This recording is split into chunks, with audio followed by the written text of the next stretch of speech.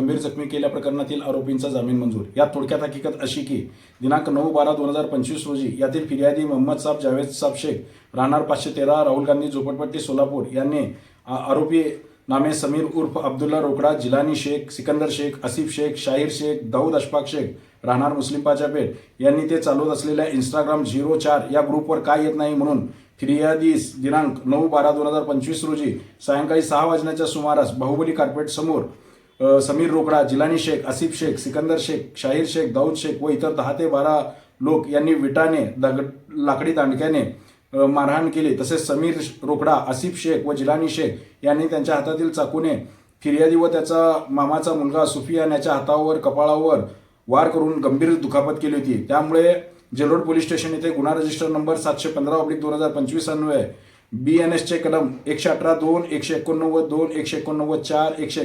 191(3), 190, 115(2), 352 व 351(2) प्रमाणे फिर्याद दाखल झाली होती। सदर फिर्यादीवरून यातील आरोपी समीर रोकडा, जिलानी शेख व आसिफ शेख यांना पोलिसांनी दिनांक 10/12/2025 रोजी अटक करून मेहरबान कोर्टासमोर हजर केले होते। त्यामध्ये मेहरबान कोर्टाने आरोपींना 3 दिवसाची पोलीस कोठडी सुनावण्यात आली होती। त्यानंतर पुन्हा पोलिसांनी आरोपींना 5 दिवसाची पोलीस कोठडी मागितली होती, परंतु सदरचा त्यांची मागणी न्यायालयाने फेटाळून लावली होती। त्यानंतर दिनांक 13/12/2025 रोजी मेहरबान न्यायालयात वरील तिन्ही आरोपींकरता ॲडव्होकेट DN भडंगे व NN भडंगे यांच्याकरता जामीन अर्ज दाखल करण्यात आला होता। सदर जामीन अर्जास सरकारी वकील व मूळ फिर्यादीचे खाजगी वकिलांकडून तीव्र विरोध दर्शवण्यात आला होता।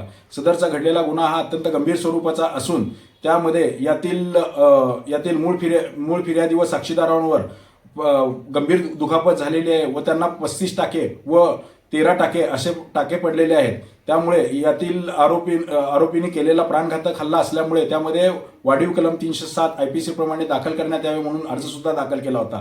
त्याचप्रमाणे मूळ फिर्यादी व साक्षीदारांचे प्रतिज्ञापत्र दाखल करून सदरच्या जामीन अर्जास तीव्र विरोध दर्शवून यातील सरकारी वकिलांनी सदरचा तपास अद्याप चालू आहे आणि त्यामध्ये आरोपींकडून रिकव्हरी करण्याची आहे अशा प्रकारचा युक्तिवाद केला होता। त्यामध्ये आरोपीच्या वतीने आरोपींनी कोणत्याही प्रकारचा गुन्हा केलेला नाही, आरोपींकडून कोणत्याही प्रकारची रिकव्हरी नाही असा बचाव व युक्तिवाद आरोपींच्या वतीने ॲडव्होकेट DN भडंगे व NN भडंगे यांनी केला होता। सदरचा युक्तिवाद ग्राह्य म्हणून JMFC श्रीमती मार्डेकर मॅडम यांनी आरोपींचा आज रोजी जामीन मंजूर 25,000च्या रकमेचा जामीन मंजूर केला। तसेच आरोपींनी तपास कामामध्ये सहकार्य करावे, साक्षीदारांवर कोणत्याही प्रकारचा दबाव आणणार नाही, तसेच पोलीस स्टेशनला हजेरी राहून आरोपींचा जामीन मंजूर केला। यात आरोपीच्या वतीने ॲडव्होकेट DN भडंगे व NN भडंगे यांनी काम पाहिले।